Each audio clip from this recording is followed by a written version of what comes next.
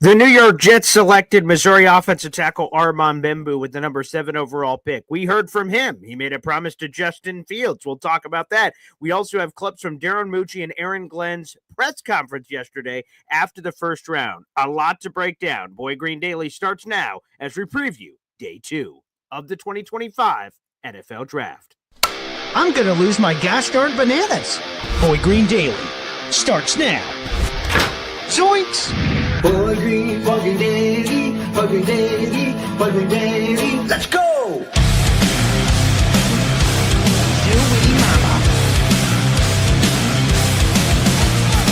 Put your seatbelts on. Get ready for the ride. We're the freaking New York Jets. We're built for this shit.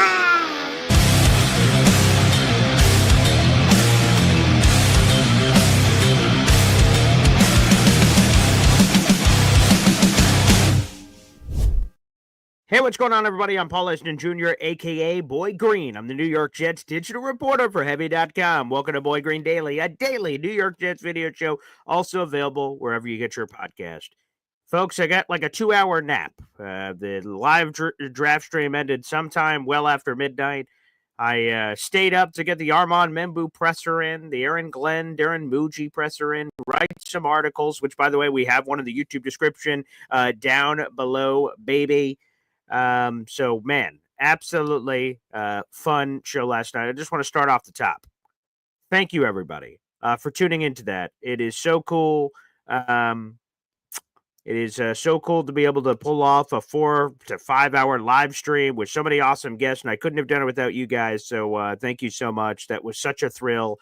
Again, we're chopping up a lot of the interviews. The full Jericho Cotchery interview is up. If you guys want to go watch that, feel free. The NFL Insider Matt Lombardo interview will be up today. That'll be posted today as well. We also did content after the show. The top 10 players the Jets should consider here on day 2. That video is already up. I posted that like 2 or 3 a.m. So you guys should have that content after the show as well. So plenty of content continues to pump up. Now, we won't be live tonight, but as soon as the Jets make their picks, seconds later, minutes later, we'll put up our reaction to the pick. So we'll make sure we do that on the show. I'll probably put the phone camera on me too, so we have the rapid reaction to the pick, and I'll put that up as a YouTube short so you guys can see that as well. Okay, a lot to get to. First off here, let's get a YouTube super chat to kick us off. Every time I get a super chat here from my daughters, Zariah Luna. Wow. Fastest Food Reviews, a.k.a. Chef Kevin Gilbert, $4.99. Thank you very much. Great pick at 7. Glad we made a clear, sound decision. Now let's finish this on a strong note. Go Jets. Thanks, Chef Kevin Gilbert. Also saw you at the live draft party last night. You were on the Jets Instagram. That was super cool. So I'm glad to anyone that got to go to the live Jets draft party at MetLife Stadium. Awesome. Yeah, here's how I feel about it. And again, all my reactions and everything are up on the internet. Was it the number one thing I wanted? No. I wanted Tyler Warren, and I won't hide that. I wanted Tyler Warren. But how can you be upset about Armand bleeping Membou, right? How can you be upset about that, especially when you hear this? So we'll put you aside, Chef Kevin Gilbert. I'll come back to your super chat here in a second. Here's Armand Membou and the immediate promise he made to Jets quarterback Justin Fields. Here's 2 answers here from Armand Membou on what you can expect. Armand, how would you describe your play style? What would you say the Jets are getting in you? Yeah, I'd say they're getting a Mauler for sure. A Mauler in the run game, and in the pass pro, just someone very consistent. I'm gonna make sure to keep my quarterback clean. Armand, the Jets are trying to build a tough-minded type of a running game. How does that fit into your identity? I mean, like I said, I'm a Mauler, so I mean, shit, whatever they need to do, it don't matter. Just run behind me, really. Shit, whatever you need to do, just run behind me. That sounds pretty good, and he promises to keep Justin Fields clean. And I will say all that to go back, keep the super chats coming for this month. We appreciate it. But going back to this was a responsible decision by the Jets. It was sensible. It made sense for the Jets to do this. Build from the inside out. Offensive line play is so critically important. And here's this. The Jets have invested more in their offensive line than any team in the National Football League since 2020. That's true. I'll tweet this out later. The Jets have invested, make sure I get my numbers right. 1, 2, 3, 4. 4 top 14 picks since 2014 on the offensive line. Mekhi Becton, Elijah Vera Tucker, Olu Fashanu, Armand Membou. That is 4 first-round picks, and specifically 4 top 14 picks on the offensive line. Obviously, Mekhi is not here, but 3 of those guys are your offensive linemen. Now, and here's the thing that I pull away from this. If Justin Fields is going to fail in 2025, it sure as hell won't be because the Jets didn't invest enough in the offensive line. Everyone should be happy about this. Fields should be happy about this. Garrett Wilson should be happy about this. Breece Hall should be happy about this. More on Breece Hall in a second. Like, this offensive line is awesome. How awesome is it? You get that question? Last night on the live draft stream spectacular, we had NFL draft analyst Drew Beatty on the show. Here's his clip. It's also in our YouTube shorts where he says the Jets now have one of the best offensive lines in football. Yeah, I just a huge round of applause to the Jets for being one of the only teams in the top 10 to draft correctly. You saw probably, I think, 5, 6, 7. Like there were 3 straight teams, and the Patriots as well. 4, 5, 6. Goodness gracious, I can't talk. Should have all been Armand Membou. The fact that he made it through all 3 of those picks was baffling to me. And again, I know the offensive tackle pick, back-to-back years especially, is not sexy. It's not going to make a fan base super excited, except for the real ball knowers out there, But to get your bookend tackle duo, Armand Membou and Olu Fashanu, for the next 10 years, this is, and not to mention, you've got Elijah Vera Tucker, you've got Joe Tippmann. Like, you have one of the best offensive line units in the entire league. Add in Armand Membou on that. There's not a single one over 25 years old on that offensive line. There is. That's really not a thing that's been done a lot in recent years, so we don't have like an example to point to. But that is unbelievably difficult to do.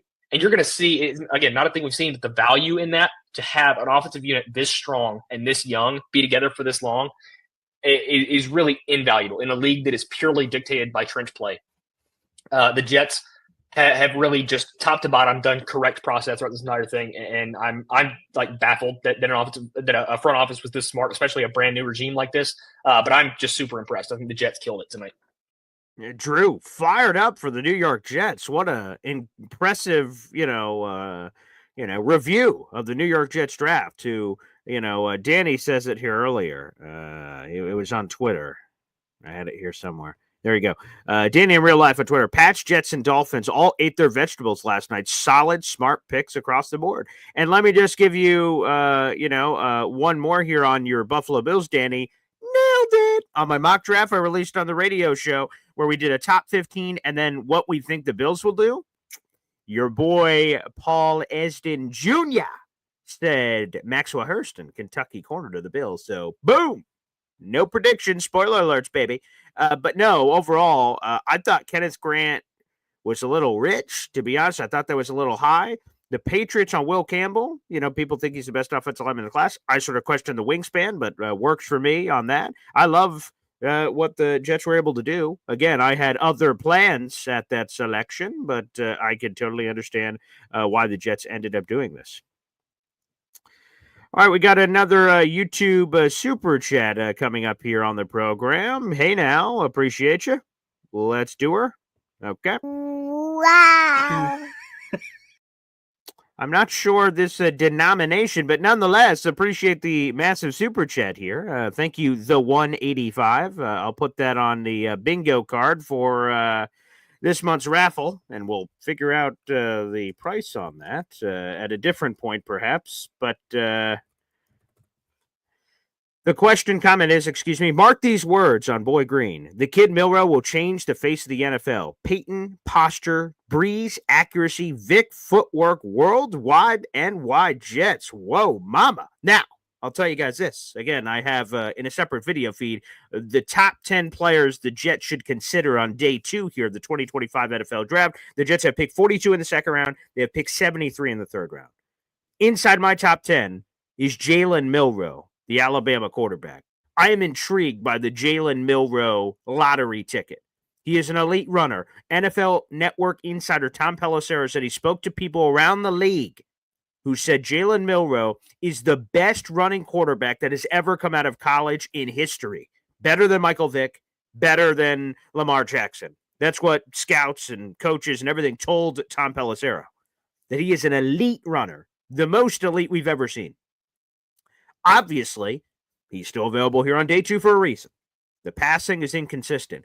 But if I'm the Jets, there are 2 quarterbacks that tickle my fancy. And we'll see if the Jets take either. I'd be totally fine if they take none of them. But if they take any of them, these 2 at 42 seem to make sense. Jalen Miller at Alabama. Hey, Justin Fields, mobile guy. Tyrod Taylor, mobile guy. So Jalen Miller would be a part of that mold, and then he'd be cryogenically frozen as QB3. You could develop him at 42. That would make sense for this regime. Now, a lot of Jet fans will immediately say, because I'm not looking at the comments yet, will say, Paul, we need a tight end, we need a wide receiver, we need a defensive tackle, we need a safety. We don't have no time to be taking a quarterback at 42. And hey, maybe not.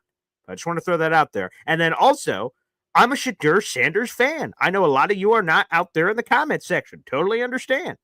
This is a tough SOB. This is a guy that has been around the spotlights his entire life, and he's using this as motivation. There's a Geno Smith-like slide here where a first-round quarterback ends up going second round. He's going to go somewhere here. We'll see if it's within the first couple of picks. Or maybe Shedeur Sanders on the board at 42, and bingo, bango, bongo, Shedeur Sanders is a Jet. Now, some people won't think the fit makes sense because Aaron Glenn doesn't seem like that type of guy who would bring all that in. But if he believes in Shedeur Sanders, if he believes in Joe Hendry, bum, could happen. Thank you, the 185. Appreciate you. Lot to unpack here.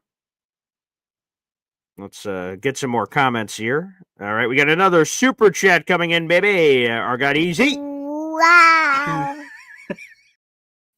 Easy says, we may have best O-line backups in NFL, now defensive tackle and wide receiver. I will also say that, and I'm glad that Easy brought this up. Thanks, Easy.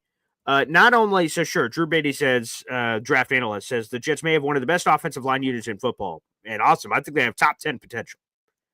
But even putting that aside, what about the backups? I feel great about the backup situation. Now, Armand Membou is not being crowned the starting right tackle. He will compete with Chukwuma Okorafor. And again, I know I'm higher on Chukwuma than the rest of the Jets media world and fans and everything. But I'm telling you, this guy's okay. He's not great. He's not terrible. He's just solid. He was a 3-year starter at right tackle for the Pittsburgh Steelers. That's, if he ends up losing to Membou, which I would assume, he ends up being your top tackle backup. That's pretty good. And then your interior backup is Josh Myers. He was the starting center for the Green Bay Packers for 4 years. 2 of those 4 years were playoff teams. Technically, 3 of those 4 years were playoff teams, but he got hurt in his rookie year, so he didn't finish that year. But still, for 2 playoff teams, he was the starting center for a playoff team Green Bay Packer squad. That's now your top interior offensive line backup. The Jets are in a great place. And to your point, defensive tackle, wide receiver, and still tight end is another big one for me on that list. We'll see how the Jets feel about some of these guys. We'll talk about that on day 2, as we get ready for day 2, excuse me. My father said that was a South Korean wons, which translates to 349. Okay. Well, okay. Thank you, Pop, for that. I had no idea. So thank you to our South Korean audience. Beautiful. Thank you so much for supporting the show. That is a raffle ticket, baby. So thank you. Thank you to my Pop also for interpreting that. Thank you. Yeah, sleep is for the weak. I agree. Sleep is for the weak, baby. Okay. Here we go. Hop on Pop says, easy with your Warren and Sanders picks, Boy Green. Good thing AG has his head screwed on right. Let's get into some more commentary there from AG. Okay, let's get into some more commentary from AG here on the show. All right, let's go to this. Well, this is one of the things that maybe we should have saw this coming. You know, they end up picking Armand Membou. It was the obvious thing, but we weren't sure. It's a new regime. What was their plan? And when you hear Aaron Glenn speak about this, it sounds like building inside out was always the key plan for the Jets. But seriously, just with the type of talent you have on the offensive line, obviously like a lot of high draft picks on that line, adding Membou, like what are your expectations for that line? Listen, I come from 2 teams. My previously last coaching stops where everything was about the offensive line. I was in New Orleans when we drafted Ramczyk. We had Tehran. In Detroit, we started with Panay. And I'm a firm believer that you started inside out. So if we can build our line just as much as our defensive line also, man, that only helps you as a team. Right? It helps your quarterback. It helps your running backs. It helps your passing game. And it just creates a identity within your team that you're trying to make sure that every team, when they watch film, they see that. So it's important to us to make sure we continue to look at that and continue to do that. And he's a guy, like I said before, that easily fits who we are. So the pick was really easy. Really easy, says AG, was the pick for the New York Jets. You'd love to hear that from Aaron Glenn, who made it very simple. They took offensive line, and you got to love that. Here's more from Aaron Glenn on Membou as a fit. You made it clear about the kind of type of players you want here. Yep. Describe how he fits. We just had him on the call, and he seems like a pretty confident kid. And just describe the things you gleaned out of him when he came to. Listen, I think everything that he said on that call really fits who he is. It really fits us also. The athletic profile is off the charts. He's mean. He's nasty. He's tough. What we're trying to do on offense, he really fits what we're trying to do. So it was a no-brainer. I mean, once the pick was there for us, man, it was like, this is the guy. Love that from AG. Now, let's get a couple other topics of conversation in that were buzzing on draft day. A lot of interesting things to get into here. Let's go through them. First off, Darren Muji on Breece Hall. So in case you missed all the craziness yesterday, we wrote a piece about it. But Breece Hall posted a cryptic tweet of him with his fingers crossed emoji. People were like, oh, what does that mean? What is he hoping for? And then we get an NFL insider report from Josine Anderson. So she heard that the Jets have apparently made Breece Hall available over the last week. Thus, the Jets would be calling out to other teams, say, hey, you want some Breece Hall action? Let us know. Like you would be shopping him, was the indication of Josine's report. And then Darren Muji was asked after the first round or in the middle of the first round in their press conference about that Breece Hall report. Here's Darren Muji. There was a lot of rumors swirling before the round today about Breece Hall possibly, being moved or traded. Did you have any talks with any teams? I haven't had any talks with any teams about Breece Hall. So he'll be here? Yeah, I haven't had any talks with any teams about Breece Hall. He's on the team. And that basically destroys the report, saying, hey, we haven't had any talks with any teams, which thus the availability thing would have been, unless it's just speculation, it sounds like there's been no talks.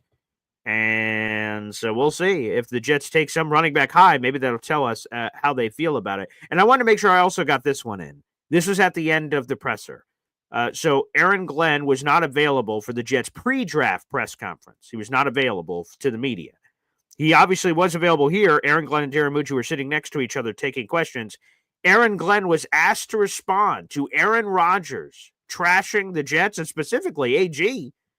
And Aaron Glenn, I'll explain after, but Aaron Glenn responded. Aaron, Yep. I'll acknowledge the timing of this question isn't perfect, but we haven't talked to you since Aaron Rodgers went on TV and talked about your meeting in February, and he had some kind of criticisms of you. I was just curious, do you have any response to what he said on our Not Show? Absolutely. Membou's a really good player, and I'm so excited he's a Jet. Thanks, everyone. Appreciate it. That was perfect. Oh, we forgot to ask. And I'll just say this. So I'm watching the press conference last night. And, so Brian Costello, he's the one asking the question. He goes like, oh, man, Aaron Rodgers had all these things to say about you. Do you have a response? And when Aaron Glenn said, oh, absolutely. And I'm like, and I lean forward to my chair, right? No one's in here. It's 3 a.m. or something. And he says, oh, absolutely. And I go, I'm like, oh, shit. Is AJ about to say something? And then what he said, I think is the perfect response. Deflect, deflect, deflect. Aaron Rodgers' era is over. We don't need to talk about Aaron Rodgers. And we're going to have this public, sparring. Aaron Rodgers says this, oh, the meeting was this and this and this. Darren Muji goes, yeah, well, Aaron Rodgers was a jerk. And then Aaron Glenn gets a response, yeah, he was at this. No, whoop, it's over. It's done. It's over. We're not talking about Aaron Rodgers anymore. He ain't here. Yeah, no. So my pop says class, high road, all that. That's all true too. But forget it. He's not on the team. Who gives a flying hoot? See ya. Boop. Deuces. Don't care. So they handled it great. My father says that's not deflecting, it's putting it to bed. And I don't mean deflecting like they're dodging it. I mean just like, because Darren Muji certainly did. At his press conference, he said, I'm just going to talk about players on the team. I'm just going to talk about players on the team. So it's not deflecting it like avoiding in that way. Just like, hey man, like we don't give a crap. Like you can ask all those questions, and that's what we're going to do. So all that going on. So I love how the Jets have responded. Again, there's no use in public sparring back and forth for this, that, or the other. Who cares? Irrelevant. We got 400 people in the room. Make sure you guys like the video, hit subscribe. That's a free way to contribute. We're making a chase to 10,000 subscribers, baby. And we'll also go through the best players available as well. So I'm very much looking forward to doing that here in just a moment. Join the Boy Green Coffee Club in the YouTube description down below, baby. Help support the program. Let's do it. I want to give another couple of shout-outs to some of the guests that joined us on the live show last night. Jericho Cotchery, Jets legend. That was so fun to talk about his draft day experience. NFL insider Matt Lombardo. That was a lot of fun. We'll have that interview up today as well.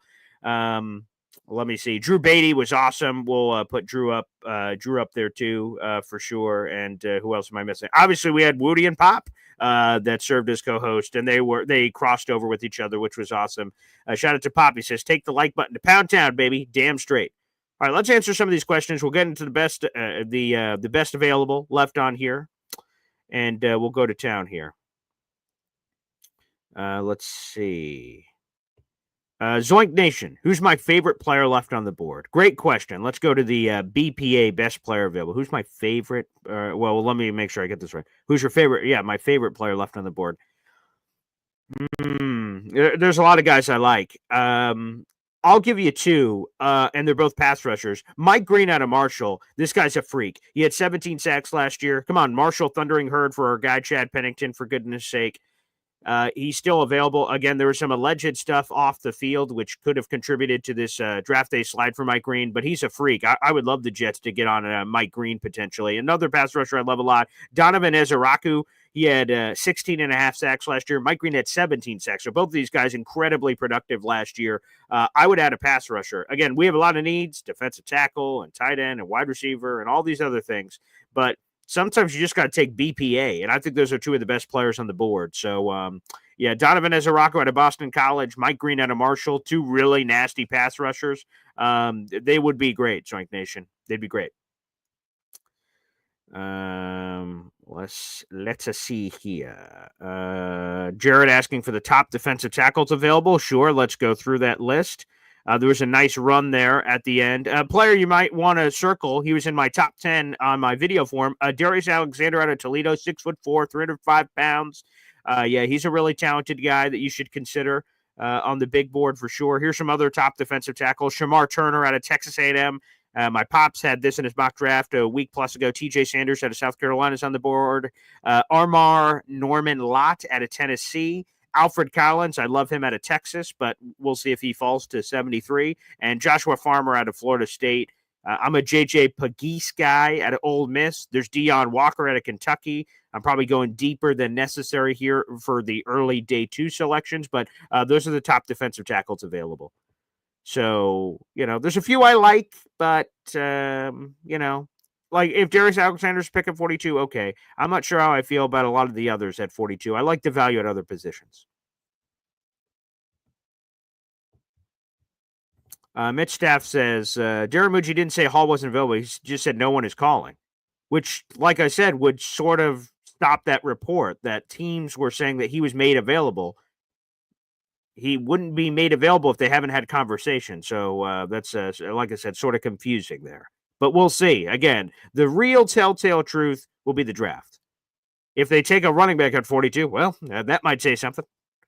You know what I mean? So keep that in mind. For Lily and Big D says, great show last night, Beachy. Thanks. Thanks for Lily. That was awesome. That was so cool. Easy says only 44 likes. Let's increase that. We have 400 plus people in the room. Like the video, hit subscribe. And if you're on one of the other social media portals, we're also streaming on Heavy on Jets, the Facebook page, my employer, and Twitter at BoyGreen25. Open a new tab. Go to YouTube. It's the most optimal way to enjoy the show. That's youtube.com/BoyGreen25, baby. Yes. Let me see here. Cotchery was awesome.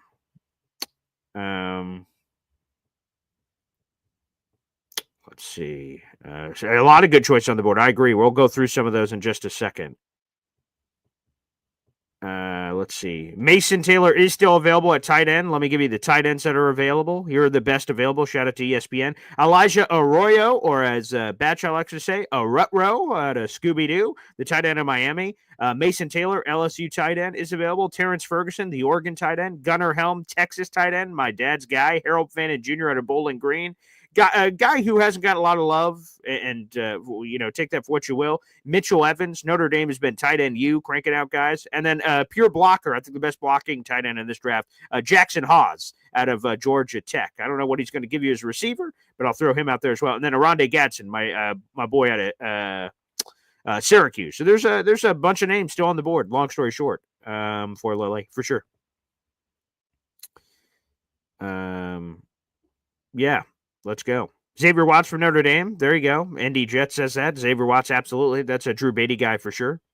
We got a new member to the Boy Green Coffee Club, baby. Hit those bleeping chimes. All right, awesome. Thank you so much, the 185. That's another raffle ticket, baby, for our action this month. We appreciate you. Thank you kindly. Welcome to the Boy Green Coffee Club. You guys can join that in the YouTube description down below. Only $2.99 helps support the show. I really appreciate it. The 185, welcome to the family, baby. All right, let's do it. Yeah, I'll give you the best available of just players I like. Let's just go to let's go to any position here. So Will Johnson, the corner out of Michigan. I know the Jets don't have an immediate need at corner, but how the hell is Will Johnson still here? It's got to be medically driven. There's some knee issues, and he dealt with a couple of things last year. Again, if the Jets clear the medical, eventually a player is worth the squeeze.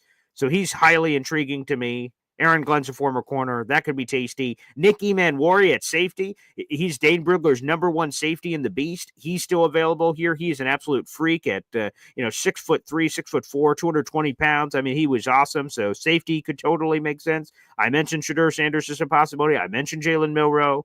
As Jaden Higgins, a wide receiver out of Iowa State. Love Jaden Higgins, 6'4", 214 pounds.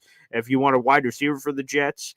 I saw some complaints that I did not include Luther Burden III, the wide receiver out of Missouri, in my top 10. And the only thing I would say to that is I probably could have switched out one of the quarterbacks for Luther Burden. But let's see. He's coming off a year where he didn't have the same production, but, maybe he could be one of those sneaky guys from that perspective. So Luther Burden III for sure deserves a shout out. Jalen Noel, the Iowa State wide receiver, certainly. He deserves a shout out here. Let me keep peeking ahead on the board here. Obviously, there's guys like Tyler Shuck, Jack Besh, wide receiver at TCU. He's still here on the board. Trying to look around. Nick Scorton, another pass rusher, Texas A&M. Lana Jackson, Arkansas edge rusher. Shout out to Bubba Badshaw there as well. Azariah Thomas, the Florida State corner. Shout out to Ricky, wherever you are. Okay. Yes, long story short, there's a lot of really good players on the board. A lot of really good players, which is a great place to be if you're the Jets at pick 42. That's for dang sure.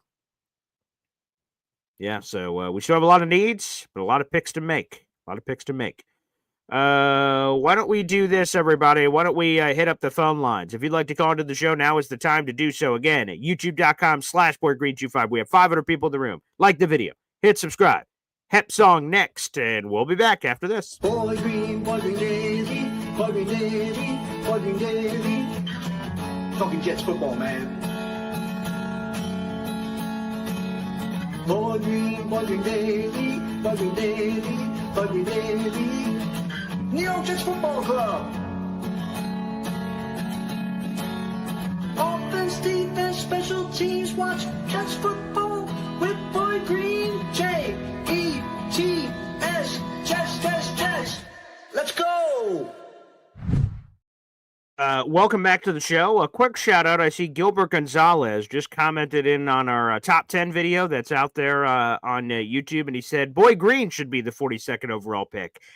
Thank you, but I don't think the Jets would be satisfied taking my fat ass. Okay, I think I passed the prime. I think that window has ended. Perhaps the window has never started, if I'm being honest. But Gilbert, thanks for the kind words. Appreciate you, pal. Phone lines are open. That's youtube.com/BoyGreen25. Let's go to the phone lines. You got a lot of people here on the program, but let's start off with Hop on Pop, my old man. What's going on, Pop? Hey now. Exciting times. The Jets need to just do the right thing and take a defensive tackle.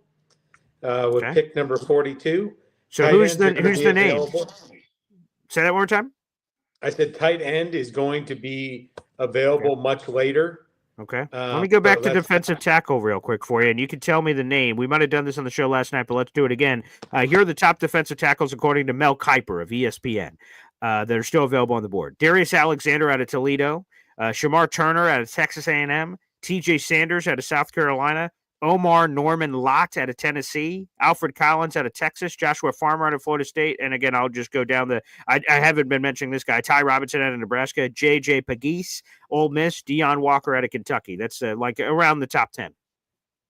Yeah, so I hope that I wouldn't go deeper. To me, the bottom of that is TJ Sanders. Who I took in my mock draft.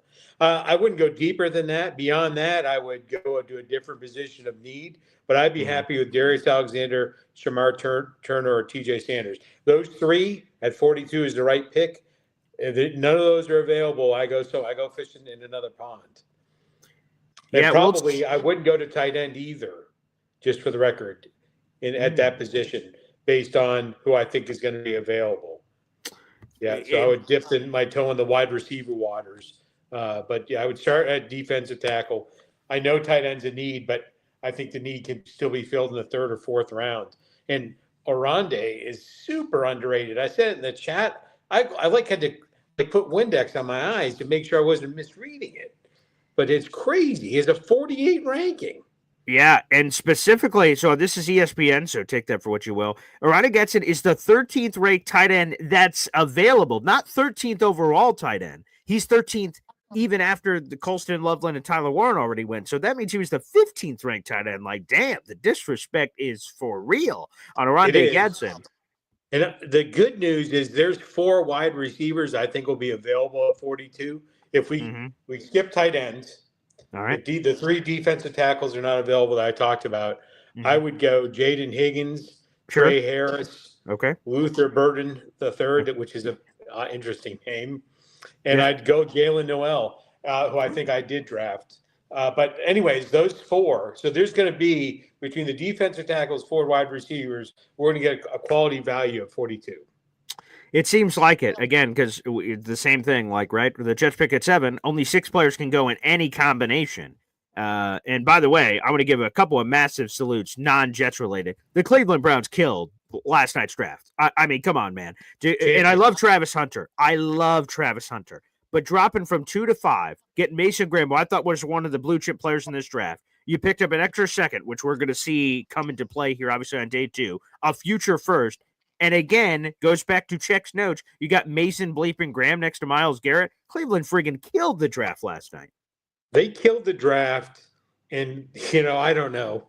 The Jaguars have been a mess since after year 2, right? The second year in the league, they go to the AFC Championship game. Yeah. And that year, they clubbed Dan Marino like a baby seal, 60-something to 7. It brought a tear of joy to my face. But anyways, with the Dolphins getting pounded. But after the second year, hello? Anybody seen the Jaguars around here? Nobody's happier that Golden Boy there is getting slapped around like a rented mule from wherever that South Carolina school is. Just like Syracuse knocking him out of the game. Yeah. For Lily and Big D, by the way, also gave a shout out to the Giants because obviously they got Abdul Carter, the Penn State pass rusher, and then traded up for their guy, the quarterback, and they ended up getting Jackson Dart, continuing that Eli Manning Ole Miss thing. So they got their quarterback, and I'll double check the assets they gave up. I'm pretty sure they did not give up a future first, so they were able to secure their guy without having to do it. So if we can all agree or disagree whether or not we believe in Jackson Dart being the guy, but they were able to do that. So there you go. We got to salute to the Giants as well. Crazy. They got the player that everybody wanted on the board. There's a lot of debate, Cam Ward, Jart, all this other horse shit. The only person you didn't hear a lot of quibbling about was, and that's who the Browns got. So, I mean, he literally, who's first, who's second, you get all this dancing around. The one that they always said was going in the top 3 to top 5, defensive tackle from Michigan. Yeah, there you go. So some good work happening there, and I'll have to think and like let it marinate. I'm sure I'm going to be asked winners losers on the radio after I get off Boy Green Dale when we head in there because we'll be reacting to the first round and everything that's happening. But yeah, there's some and Atlanta. What the flying hoot! Someone called in last night and gave them credit, but a future first for James Pierce Jr. with all the off the field concerns. You better hope that that's all straightened up. But yikes. I wouldn't go too deep. I would just leave it with the Browns were the king, and there's only 2 podium spots for me. The Browns are the king, and unfortunately, the Giants were right there beside them, stepped lower, much lower. But beyond that, there was some decent ones after that, but those were the 2 clear winners for me. Yeah, that's what it feels like. Pop, is there anything else you wanted to get off your chest here while we had you on? No. Make sure you tune in Saturday for a full first and second day of the draft recap. There you go. Live from Abu Dhabi. There you go. Can't wait. Pop, thanks for calling in, brother. Appreciate you. There he is. Pop, join us here on the program. Yes, tonight is the second and third rounds, for those who don't know. It also starts an hour earlier, so mind your clocks respectively. That'll be 7 o'clock, and they also have less time on the pick, so a lot of things happening from that perspective. Like I said, every time the Jets make a pick, we will not be streaming live tonight. That would be a lot of fun, but we will not be streaming live tonight. Instead, as soon as the Jets make their pick, I'll be here in the office with the draft going on and everything, and I'm going to be cranking out stuff. So just make sure you're subscribed on the YouTube channel, have that bell notification, and we'll keep you guys lit up with all the content. And also it's tonight. I'm losing track. I have no idea what day it is. I don't know. But after tonight's festivities, I'll give you another top 10 of players ready for day 3. That would be for the New York Jets. So we'll have that content up as well on the channel. So keep it coming, baby. We got 500 plus people in the room. Like the video, hit subscribe. Let's go back to the phone lines. Hep is back with us. What's up, Hep? Hey, Paul. Hey, fellas. I just want to say good job last night. I really Thanks, enjoyed the interview with Kotchery, and you're a madman. So are you working today? Are you going to work after this? Yeah, so the only work I'll be doing, though, is I told basically my Syracuse Mets gig, I'm like, hey, that ain't happening. I got the draft going on. So they said, okay, sure, you have the nights off. So, yep, I'm Boy Green Daily, radio station for some draft content for my radio station, and then immediately come back and then more Jets draft for the next, whatever that is, 72 hours, because then I won't go back to the radio station during the weekend. So, yes. Oh, that's good. Anyway, I like Higgins, I think, for the next pick. I'm nervous if G-Dub goes down, we're really we got nothing, right? Yeah. Yeah, Higgins would be fun. Again, you get the size. He's, he had whatever it was, like 9 touchdowns last year. He coming off his best year. He's the most intriguing of the group. When I look at the wide receivers not named Jaden Higgins, I'm not as enthralled by some of the other names that are here. I know there's some Luther Burden people out there, Trey Harris people, Jalen Noel. Like Jaden Higgins is my guy, and Jack Best is okay too. But yeah, Jaden Higgins is clearly my favorite of this wide receiver group. Who did the Bills wind up taking? They took Maxwell Harrison, the cornerback out of Kentucky. So, by the way, nailed it on my mock draft. So, very nice. So, yeah, he's a really talented, fast corner. So, good for the Bills. They clearly needed a corner play. I'm just curious, where did Golden wind up going? Green Bay, which, again, is friggin' hilarious that the Packers took their first-round receiver in like 20 years. I'm sure Aaron Rodgers like, what the hell, son of a... which is hilarious. So he ended up going, he slip and slided. Again, you were talking about it before, Hep, all the way to Green Bay. So it was like 23, if I remember correctly, where they picked. Unbelievable. Great value. I love Golden. Yeah, they have a good wide receiver room now, don't they?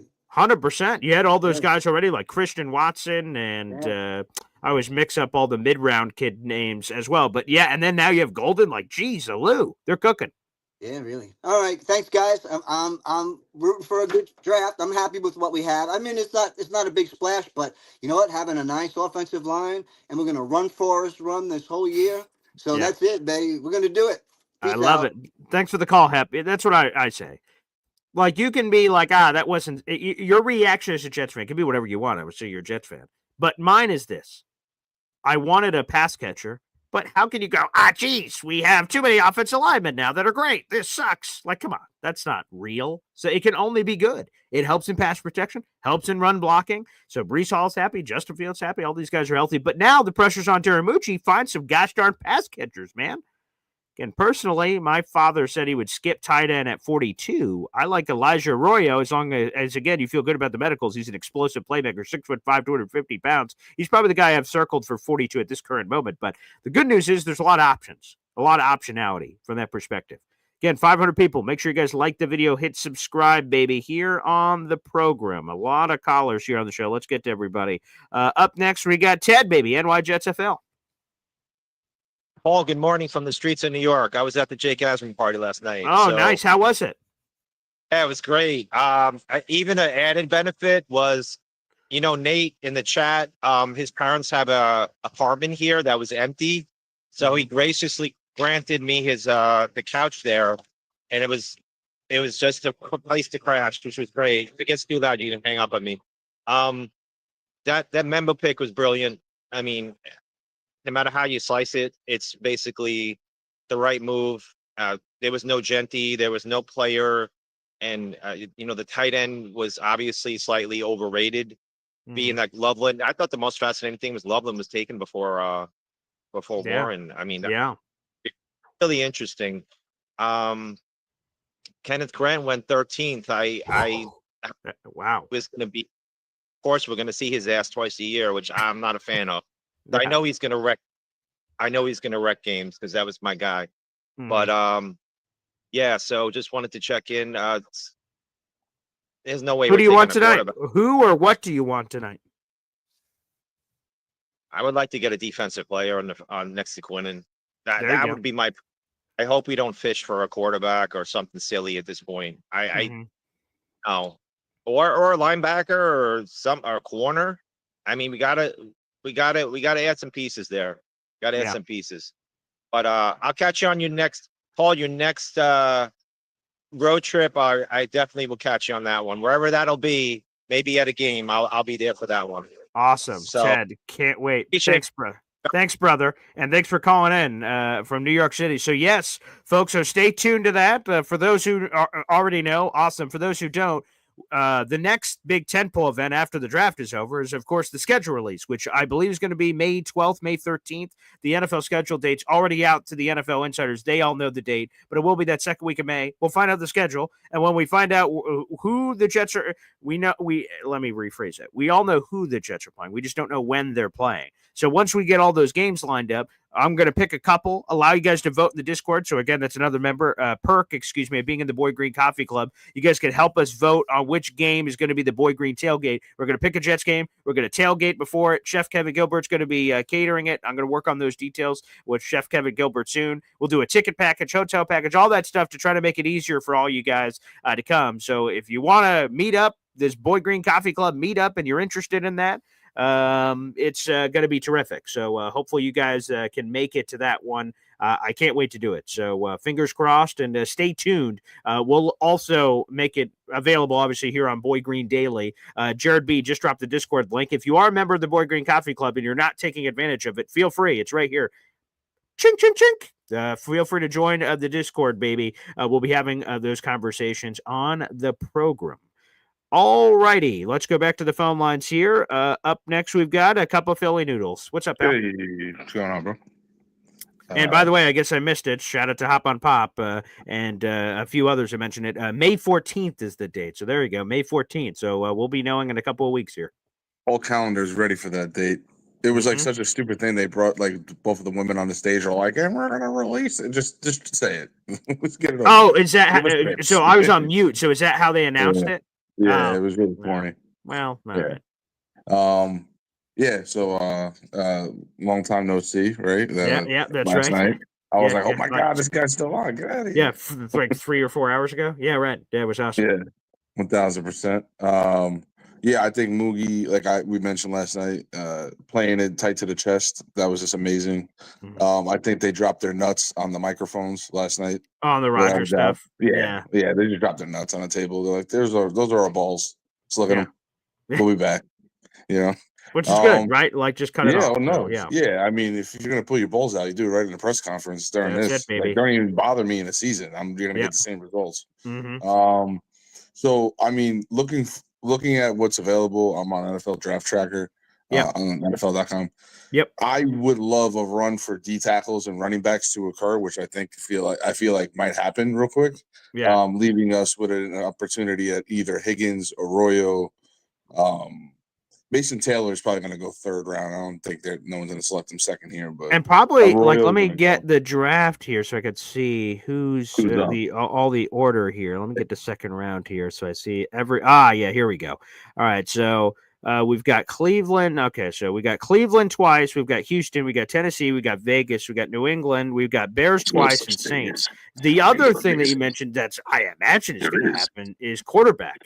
Quarterback has to happen. Maybe a mini quarterback run with some of these guys too. Well, I'm feeling like Shador still won't go there. I feel like the smartest pick the Browns would make would be Trevion Henderson right there because he's probably the next best running back available, and they're desperate. Chubb is gone. So you go and draft Henderson. I don't think Shador's even gone again still, right, by the time they get up again. I don't think. So Cleveland's at 33 and 36. You don't think they take a quarterback on either of those? Who's that? Cleveland. No, that's what I'm saying. Cleveland's going to. Yeah, I think they're going to go. But not Shador is what you're saying. Henderson and then Shador, yeah. You don't want to miss out. Yes. I got you now. Because it's either Judkins or Henderson, right? People would think of the top two coming out left over. Yeah, so let me see. The top five group. Yeah, let's go best available. Let's jump over to the RBs. Who do they got? It's both the Ohio State boys, I'm sure. And then obviously Caleb Johnson, Scattaboo. Yeah, those are the top guys. Yep. I'm going Henderson or Judkins, and then I'm taking Sanders, I guess. It's probably what's going to happen to him. And I mean, hey, if it's not the prolific place where we're not sure about a quarterback goes to the Browns, he's that guy. He became that guy. Yeah. So quintessentially, let him go there. Everybody with the Jackson Dart thing, it's like, listen, I hate to listen. They drafted him. That's cool. They're going to watch him from their couches because they're both going to be out of a job. So everybody can be happy about that for the future for them. Yeah. Kudos to them. Maybe Lane Kifflin joins the Giants. Sure, right. There was those rumors, right? Yeah. Yeah. So maybe he joins them next year, and that's a good move for them. But I just don't. I really can care less. Jalen Milroe, please do not do that. Just retooling the team. You know what I mean? Like, honestly, I don't know about D tackle. I feel like it's still so deep. You could still wait third round. Probably just get us a wide receiver. Yeah. Bird. I feel like it's. I think Burden will go first, and then Higgins will hopefully be there. That's why I want that run on running backs. Yeah, right. D tackle right now, because Johnson's going to go. Even Wari is going to go. Yeah, for sure. Without a doubt. And then you have the pass rushers, right? Mike Green, Donovan Ezeraku. Those got to go somewhere. That's 4 out of what? We're first 12 picks? Yeah, let me see. Yeah, let me pull this back up. So, or 9. We're top 9. Yeah, we're what's our pick officially? Yeah, we're 10th. We're 10 officially in the second round. That's 42. Like there's 1, 2, 3, 4, 5, 9. 6, 7, 8, 9, 10. No, we're 10. Oh, we're 10? Okay. Yeah, we are 10. Yeah, we've got, like I said, Browns twice, Texans, Titans, Raiders, New England, Bears twice, and New Orleans. And then let me make sure I do my math here. 1, 2, BG, 3, let's scare each other real quick. All right, let's do a run here. Let's mock it really fast. Okay. Henderson. Oh, sure. Okay. Yeah. Henderson. What's the next pick? Okay. So you got Houston, 34. Damn, they can go offense. Yeah, they could, and they 100%. They could. Yeah, they could. They could also go offensive line too, but I don't know if there's Ariante Ursery maybe. But Ursery. Did you see Connerly go late? That was nice. Yeah, he did. He did. So I'll put Ursery there in this mini mock draft that we're doing. I'll go Ursery. And who'd you have for Cleveland first? Henderson. Okay. Yeah. Okay. Cool. Now let's go to Tennessee. I think they're going pass rusher, so I'm just going to give them like Mike Green. Mike Green. All right. That's Cleveland again. You said Shador, right? Yep. Okay. So let's go Shador there. We got Vegas. Interesting. They could go the other pass rusher. I'll go. I could see Donovan Ezeraku. Yeah. I'm gonna give me Darius. Give me Darius Alexander there. Oh, okay. There you go. That's a nice little plug. So sure, let's go there. New England, and boy, they could just go anywhere. They could probably trade this pick too. Give me Edge. Edge. Okay, so then we'll plug in my Ezeraku boy. Keep him in New England. Save on moving costs. You're welcome, pal. All right, now we've got Chicago. They could definitely go running back. Who's the other one? So we had Judkins. Henderson going. So what's Judkins, right? Okay, so Judkins. Boom. Now we have New Orleans. Ooh, God, Olave. Are we worried about his head problems? Yeah, Do you that's trade true. him? I'll probably go They Nicky trade him. Manwari because they could have won safety there too. Yes. Or Will Johnson. Oh, we forgot Will Johnson. That's oh my done. God. Obviously, Will's it's probably definitely going Will to, Johnson. Will's 100% probably Will going Johnson. to New England. Let's be honest. That's probably He could. Michigan We boy. could. Yeah, That's I possible. wouldn't. But I'll put him there to New Orleans, and then we got Chicago again.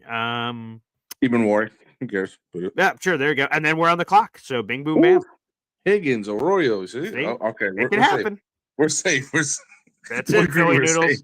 safe. Great mock draft there, pal. I love it. Thank you. And good. I love the mini mock we did live. I'll be looking around, seeing a couple of those mocks as well here on the program. Okay, very nice. All right. Let's keep rolling here. EZ is next on the show. What's up, EZ? What are we cooking? I just made some scrambled eggs. Very simple. Oh, scrambled eggs. Oh, very nice. Okay. I want 2 picks in the second round. I think we need to trade up. Oh, sure. Trade back up in the second round. Got to get a wide receiver. Mm-hmm. Gotta get a wide receiver. I want to trade back, even if we just move up and then trade back up into it again. I want to move up. I want to get a really good wide receiver, and then I want to use my 5th and my extra 5th, my extra 6th, or even my 4th, and move back up into the second round and get a good defensive lineman, either this one of those really good edge rushers or just a run stuffing stud. But sure. I don't want to wait in the later round. I want to get my guys now. I want to establish, get my 3 guys. We got our O lineman. I want to get our D lineman, and I want to get a wide receiver. And that would be the biggest priority for me. And then I would then try to get like a tight end or a safety. Figure out the whole rest of the draft is for tight end and safety. The whole rest of the draft, I don't care. I don't care if we get 2 good tight ends. I'd love a double dip at tight end, quite frankly. That would make a lot of sense. Sure. Or a double dip at wide receiver. If the right guy's there. That one probably feels less so because of all the names they have in the room, but it's possible because then you could do something with Lazard, I guess. Yeah, because right now we're the 10th pick in the second round. Correct. Yep. So if there's any way to leapfrog anybody looking for a wide receiver, I would do that. Unless if we think we can get a stud wide receiver at the 10th pick, you stand pat. But then the other thing is you got to trade up, got to trade back up. I don't want to I don't think that this draft is one of the historically super deep drafts. I think it's an okay draft. I think after the 3rd, 4th round, it just drops like a rock. This particular draft, whereas other drafts, they were guys that were good going into the 5th and 6th round. I don't think we have that this year. So I want to try to move up, use our extra 5th, our extra 6th, move up, try to get back into that second round, or even the front of the 3rd round, get 2 picks in the 3rd round. Hey, something. We have the assets to do it easy. Well, that's the one thing I miss about Joe Douglas. Oh, Trader Joe.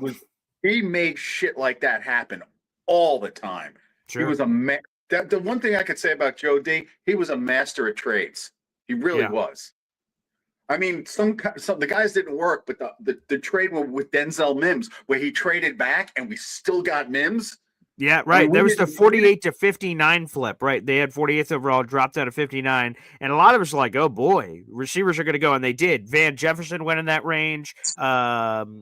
Chase Claypool went in that range. Now, what happened to some of those players we could talk about, but I don't, what are those guys doing?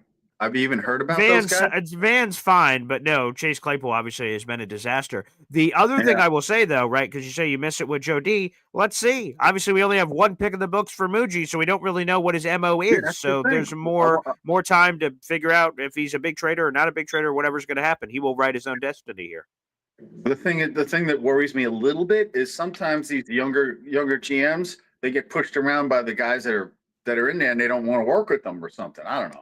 Yeah, watch the movie Draft Day, right? The Jaguars GM, he gets slapped around by Sonny Weaver Jr. Yeah, that was crazy.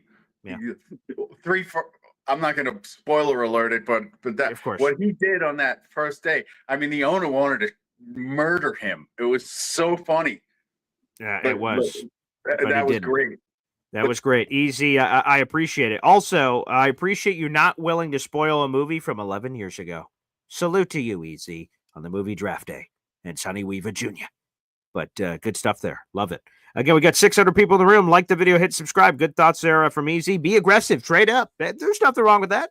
Personally, at 42, after hearing all the names and us doing that mini mock with Philly Noodles, you don't want to get complacent, I guess, but like, man, I think we're going to have someone pretty nice at 42. I don't know. Let's keep rolling on the phone lines. Up next, Johnny Boy here on the program. What's up, Johnny? Hey, what up, VG? How you holding up, man? Hey, what's popping, baby? Yeah, it's good to see you.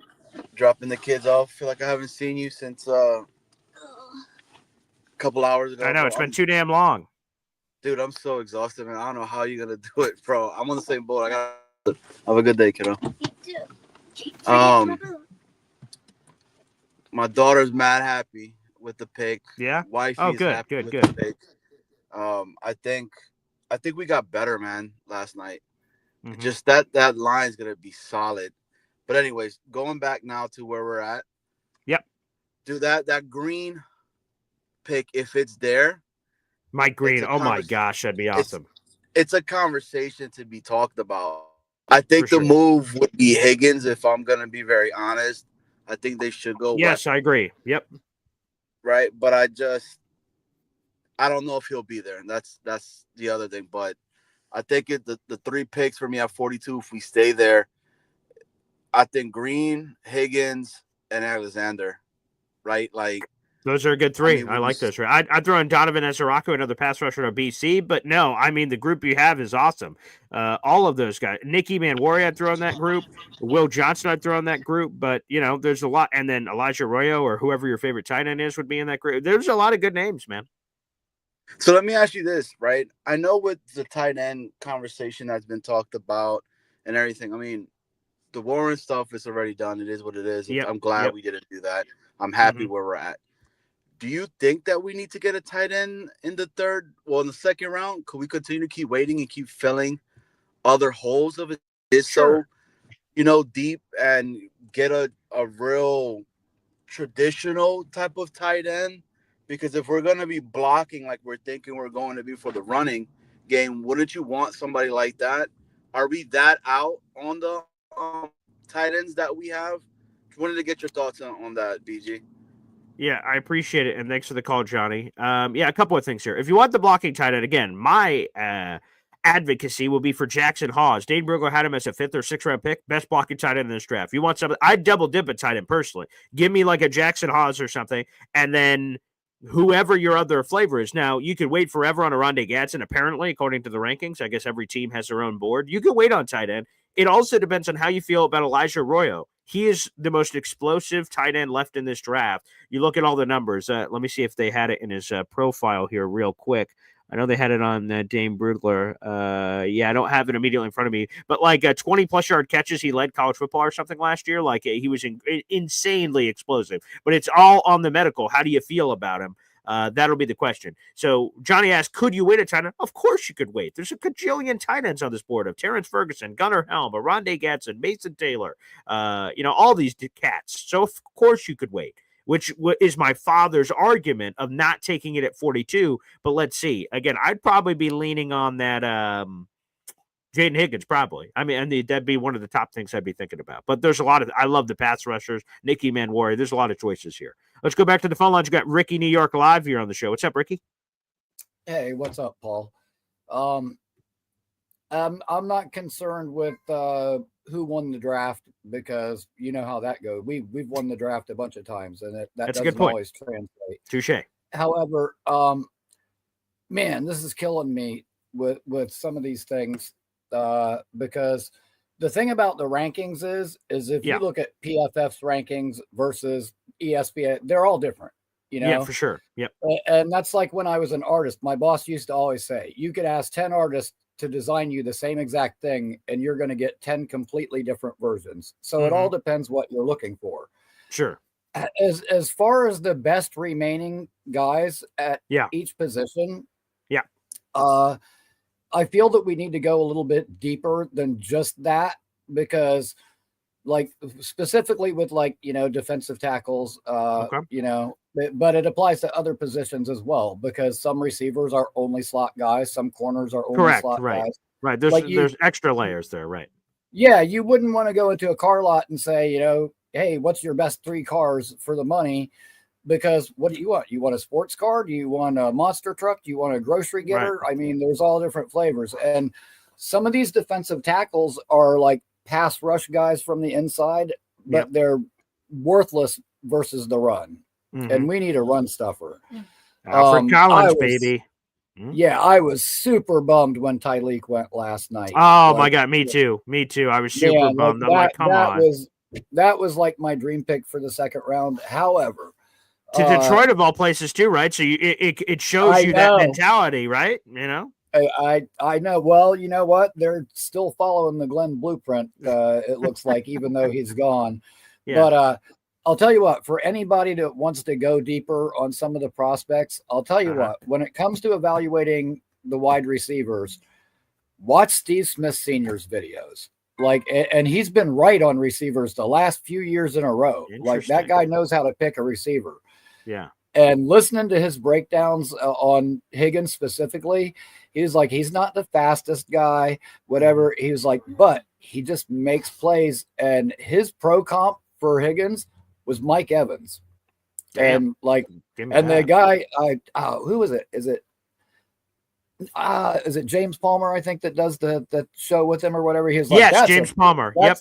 That's a pretty lofty comparison. And he's like, yeah, man, but I'm telling you, I see it. That boy's a dog. Okay. And like coming from Steve Smith, like that's some pretty high praise. And he was not as high on Tet as on some of the other guys. I could not believe Tet went 8th overall. Jeez, Lou. That was surprising. I know. But Jacksonville is notoriously stupid. Carolina did that. Or no, Carolina. Carolina. You know, so I'm definitely not taking advice from the team that's picked in the top 5 the last several years in a row. At any rate, dude, I like Darius Alexander a lot. Okay, Toledo, sure. You know, say Higgins isn't there.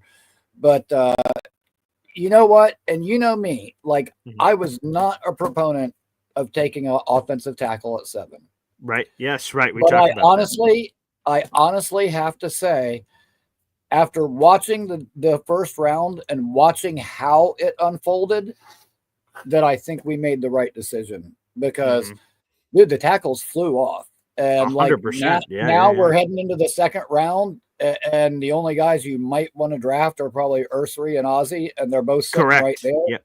Dude, those are going to be big targets for everybody that didn't get one in the first. Like now, hell, I know Ozzie ain't going to be there at 73 like I had hoped. He may not make it to 42.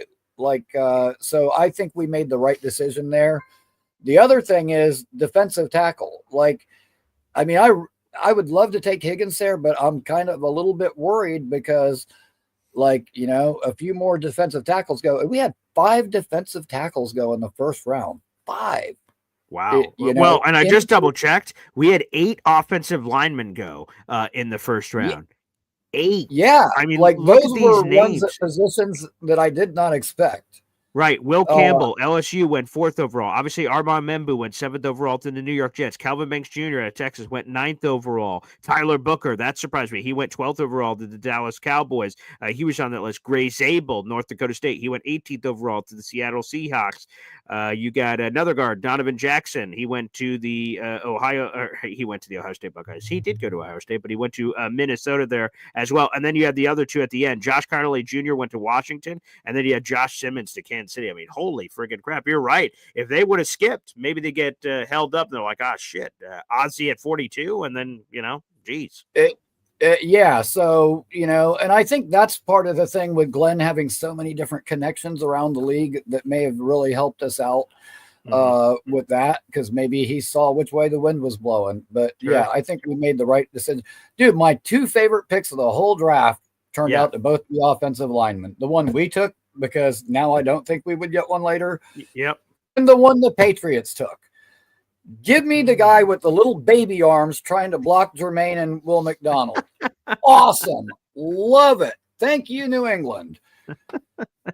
That's all I got to say about that. But yeah, man, like, and apologies, there will be no pre-draft video from me. Yesterday morning, I was trying so hard to get that thing cranked out so I could share it with you on your show. Yeah.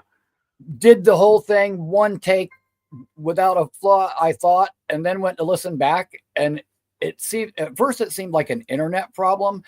It took me a while to figure, like after Jake's show yesterday, which I got booted for having bad internet, but it wasn't internet, it was a mic. One of my mics apparently has a short in the cord. I think one of the cats might have chewed on it or something. At any rate, what would happen is StreamYard, when it stopped detecting that mic, would switch it back over to the default, which is like the internal mic of the laptop, which also picks up the speakers and gives a bad echoey. Oh, Jesus. And so, it took me like 4 hours to figure out where the actual problem was. And then I actually skipped work last night because I was really sick and felt like shit. And you know what I did for the first round? I slept. I woke up at like 3 in the morning when it was all over with. And I didn't mean to. Yeah, sure. But, so at any rate, I'm going to try to recover. Probably go into the hospital later today and get checked out. And my hand. But while I'm there, I'm going to be like, hey, I got this sinus infection. Can you give me some antibiotics too while I'm here? Hey, there you go. Try to rest and recover and enjoy the rest of the draft. But if anything, this draft has just reinforced with me that I believe in Aaron Glenn and what he's going to do. And I'm hopeful for a big receiver here because you know what? Glenn did say we build it from the inside out, and even mentioned himself that goes for the defensive line too. Mm-hmm. Teams don't usually broadcast what they're going to do, so maybe that was like he chummed the water a little bit for people, and they're going to think, "Oh shit, we better get on those defensive linemen before the Jets pick." And meanwhile, we're looking at a receiver the whole time. But I like Higgins here. If not, a Kyle Williams, Jack Besh, one of those guys. Maybe even Williams at 73 if he lasts that long. But that's what I was thinking just now when you were saying those names. I'm like, ooh, I wonder if any of those reach 73. Maybe not. Again, you get the O-line run at wide receiver in the second round, then maybe you lose it. But again, that's sort of the risk of the draft. You have to sort of play the 4D chess of you move this piece, what's your opponent going to do? So, Yeah, well, I did like a rounds 2 through 5 mock last night, taking off everyone who had been selected already. And I ended up with Jaden Higgins, Kyle Williams, Gunnar Helm as those next 3 picks. Damn. And man, if we could do that, slam dunk, I would be so happy. Get a running mate for Garrett, get rid of Xavier Gibson, and actually have a good tight end too. Like I'd be super happy. But for the first time in forever, I'm confident in our coaches and the leadership here. And man, it makes a difference. I just have such a positive outlook. Looking forward to it. I can't Have wait. a great day. Have a great day, everybody. Enjoy the draft and get ready because the winning ways are about to come back. We need that, Ricky, for sure. Thanks for the call, brother, and heal up. Hopefully you feel much better. Man, we love your takes here on the show, so make sure you get healthy. We have 600 people in the room. Like the video, hit subscribe, baby. Keep it rolling here on the program. That's a free way to contribute. Back to the phone lines. Indy Jets here on the show. What's up, Indy? Morning, BG. Morning. Hey, I'm curious to know what what did you the Warren Warriors? I think that's what you call them. Yes, we did. Yeah. What did you think of Loveland going to the Bears as a Warren Warrior yourself? Yeah, so this was a conversation. So obviously I didn't see it coming initially, but like just to have conversations to say, hey, what if we're wrong? Who is the first? And that's why I've asked a lot of drafting analysts, who would be the surprise guy that gets taken at his position that would sort of like throws us off? Like, for instance, if New England would have went Kelvin Banks at 4th row, we go, holy shit, we thought they were going Will Campbell. That's crazy. Or the tight end conversation, which we've had a few times of like, what if it's Colston Loveland? And obviously it was at Chicago, which is incredibly fascinating. Now, the thing I will say to like 3 siblings, I know is another guy that brought this up, just say, look, Tyler Warren was overrated. I don't see it that way. I still would have been totally comfortable with Warren if he was there. And the fact that he went where he went to Indianapolis at 14 doesn't really change my perspective of him, just because the league had a slightly different opinion. Ultimately, what happens on the field will be the telltale. But no, I think what happens with Loveland is I think a lot of people, quite frankly, underrated his blocking. So many people just assumed or said, and then it spun out in the social media streets that he's the shitty blocker, and I don't think that's true. I don't think he's the greatest blocker in the world. I think he's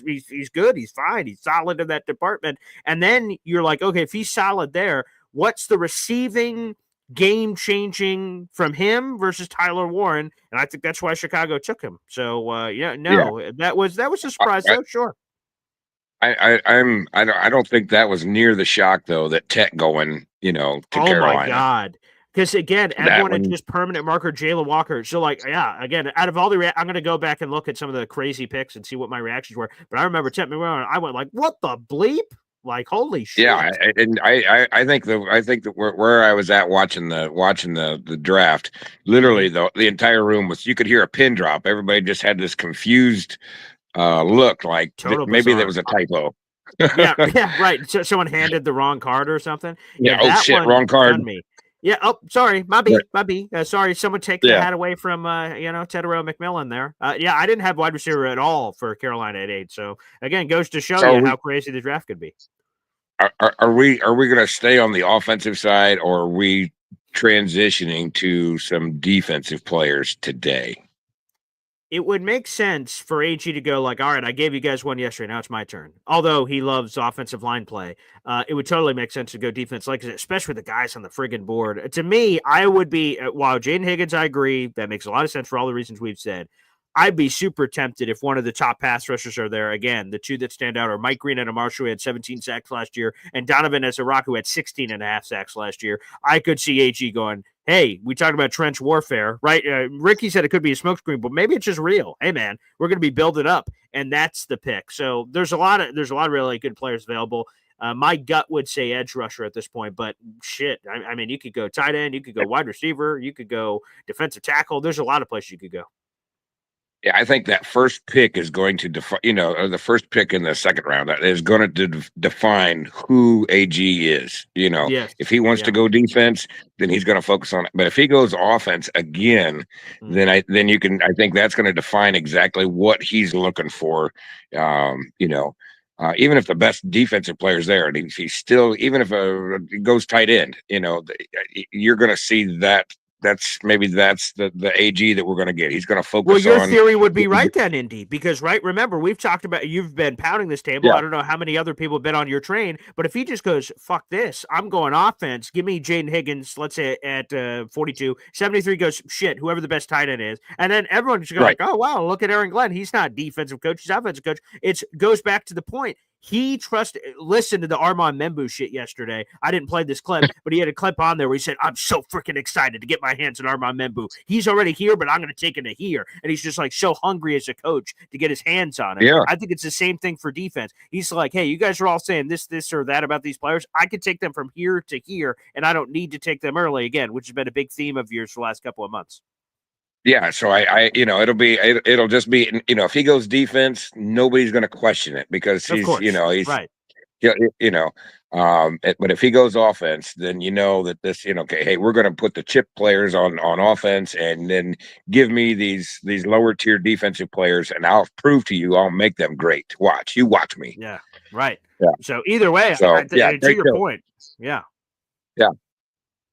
So yeah, great show, BG. Always look forward. I'll see you again. We'll see you again tomorrow. Yeah, I love it, Indy. Thanks for the call, brother. Yeah, again, no matter what they do, if they go defense, you're like, well, AG knows what the hell he's doing, so that makes sense. If they go offense, you're like, damn, AG's going to cook up, quote unquote, lesser to get more, which would have been awesome. And yes, I see some people talking about Emeka Egbuka in the chat. I would have loved Emeka Egbuka. He went much higher, unfortunately. And I was an idiot and thought he was still available later in the first. I said, oh, this is great. And then Drew broke the news that Paul, he actually went off the board. I'm like, I was an idiot. So there you go. Thank you to the 600 people in the room live now. Again, a couple of shout outs. Thank you so much to everyone that joined our 4+ hour live stream last night. It's doing awesome numbers. All the interviews from that are being cut up and chopped up and posted. We already have Jericho Kotri up. So if you missed that full interview is in our video section. Let me see. Who else did we chop up there? Matt Lombardo, our NFL Insider. He had some Jets nuggets on what they could do today. That one is going to be posted here shortly. And then our two shorter ones are our initial reaction to the Jets pick. That's up as a separate clip. And then Drew Beatty's take on why the Jets may have one of the best offensive lines in football. That is all up as well. So enjoy the bleep out of that. Also, another video, we have the top 10 players the Jets should consider here on day 2. That video is already up. I put that up at like 3 in the morning. So that video is up on YouTube as well. Like the video, hit subscribe. The content's going to keep coming. We're going to have a ton of article content coming out today as well in between day 1 and day 2 here. I'll keep you guys posted on that. That's heavy on Jets. And we will have a reaction to every pick. It won't be live here on the show, but we're going to be posting that very short after. Make sure you have that bell notification set on YouTube. Everybody, thanks for tuning in. I got to head to the radio station for some more NFL draft coverage. Appreciate y'all, and we'll be back soon. Let's enjoy some more NFL draft festivities. Take care, everybody.